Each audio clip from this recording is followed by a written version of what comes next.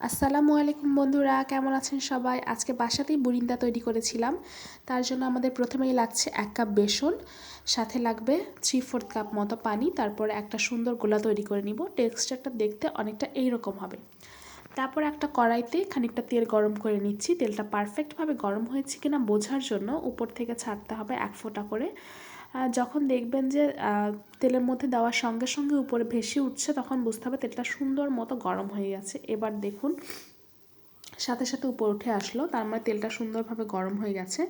তারপর একটা তেল ছাঁকনি চামচের সাহায্যে আমি উপর থেকে দিচ্ছি। বেশি উপর থেকেও না, বেশি নিচ থেকেও না, মিনিমাম 5 থেকে 6 সেন্টিমিটার উপর থেকে দিতে হবে। তারপরে এটা সুন্দরভাবে ভেজে নেব, একটু লাল লাল করে ভাজবো। তারপর তুলে নিচ্ছি। ভাজা হয়ে গেছে আমাদের সবগুলো। ভেজে নেওয়ার পর দেখুন খুব সুন্দর হয়েছে, ক্রিস্পি হয়েছে। আমি হাত দিয়ে একটু ভেঙে দেখাই আপনাদেরকে, এরকমভাবে ভাজা হয়েছে। তারপর আমরা তৈরি করে নেব চিনির শিরা। চিনির শিরা তৈরি করতে লাগছে 1 কাপ চিনি, সাথে 3/4 কাপ পানি দিয়ে। তারপর গ্যাসটা অন করে দিচ্ছি। একটু ফুটে উঠলে দিয়ে দিচ্ছি একটা সবুজ এলাচ, সাথে একটু পরেই দিয়ে দেব 1 টিস্পুনের মতো লেবুর রস।